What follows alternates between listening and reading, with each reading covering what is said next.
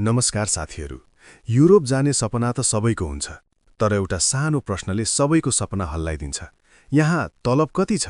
किनभने सबै युरोपियन देशमा तलब एउटै हुँदैन।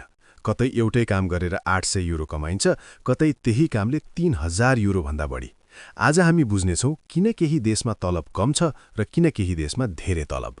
सबैभन्दा पहिले जानौँ किन केही देशमा तलब कम हुन्छ। मुख्य कारण हो देशको अर्थतन्त्र कमजोर हुनु, उद्योग र ठूला कम्पनी कम हुनु, कामदार धेरै तर कामको माग कम हुनु र जीवनयापन खर्च तुलनात्मक रूपमा सस्तो हुनु। यसैले पूर्वी र दक्षिणी युरोपका धेरै देशमा तलब कम हुन्छ। अब उल्टो कुरा गरौँ, पश्चिमी र उत्तरी युरोपमा तलब धेरै हुनुको कारण भनेको बलियो अर्थतन्त्र, अन्तर्राष्ट्रिय कम्पनीहरू, कामदारको उच्च माग र उच्च कर भए पनि राम्रो सुविधा हुनु हो। त्यसैले जर्मनी, नेदरल्यान्ड्स, लक्जमबर्ग जस्ता देशमा तलब धेरै हुन्छ।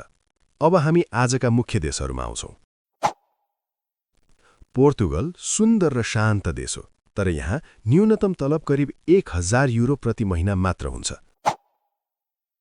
पोल्यान्ड पूर्वी युरोपको तीव्र विकास हुँदै गरेको देश हो। यहाँ न्यूनतम तलब करिब 1090 युरो आसपास छ। क्रोएसियामा पर्यटन धेरै भए पनि सामान्य कामको तलब मध्यमभन्दा तल पर्छ। न्यूनतम तलब करिब 970 युरो छ।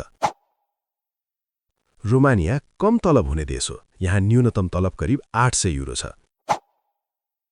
माल्टा सानो तर व्यस्त देश हो। यहाँको न्यूनतम तलब लगभग 960 युरो छ।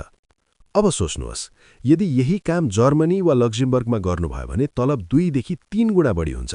त्यसैले युरोप जाने निर्णय गर्दा केवल तलब मात्र हेर्नु पर्याप्त छैन। लिभिङ कस्ट, कामको अवेलेबिलिटी, भाषा र भविष्यको ग्रोथ सबै कुरा सन्तुलनमा राखेर निर्णय लिनुपर्छ। यदि तपाईलाई यो जानकारी उपयोगी लाग्यो भने लाइक गर्नुहोस्, सब्स्क्राइब गर्न नबिर्सनुहोस्। धन्यवाद।